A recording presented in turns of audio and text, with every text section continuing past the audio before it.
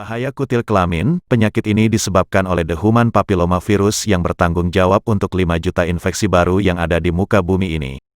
Selain itu, infeksi HPV juga telah terlibat sebagai salah satu penyebab utama kanker serviks jika yang menjadi penderita penyakit ini adalah wanita, dan informasi yang didapat baru-baru ini, penyakit ini juga terkait dengan kanker leher dan kepala yang bisa terjadi pada penderita wanita atau laki-laki.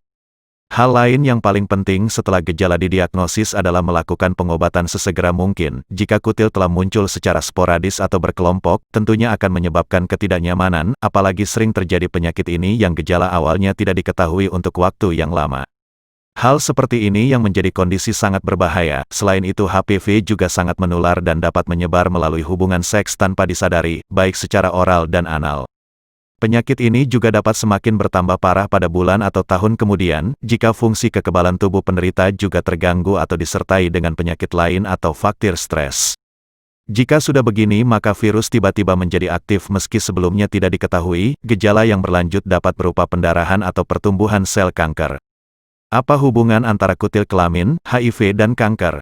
Tidak ada jawaban yang jelas mengenai hubungan antara kutil kelamin dan kanker, selain informasi yang mengatakan bahwa strain HPV terkait dengan kanker serviks, tapi hal ini juga belum dibuktikan secara ilmiah.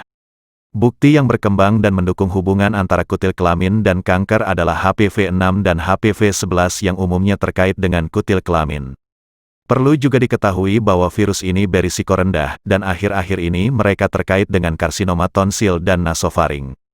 Jika sudah begitu tentunya Anda perlu khawatir bahwa penyakit kutil kelamin ini nantinya berkembang menjadi penyakit kanker.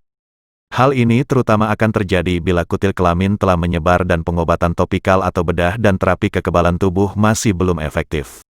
Sedangkan hubungan mengenai penyakit ini dengan HIV adalah penderita AIDS memiliki kesempatan lebih besar untuk mengembangkan kutil kelamin karena sistem kekebalannya melemah. Untuk mengobati penyakit ini juga tidak bisa hanya dengan menghilangkan kutil tanpa membasmi virusnya. Jika yang terjadi demikian maka Anda tetap beresiko terinfeksi seumur hidup Anda.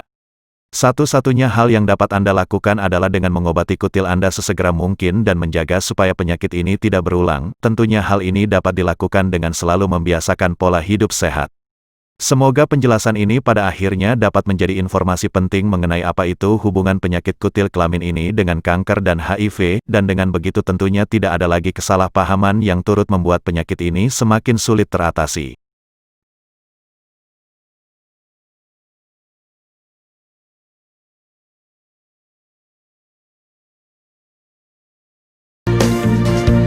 Mengapa harus memilih produk Denatur Indonesia? Karena hanya kami yang memberikan produk berkualitas untuk Anda.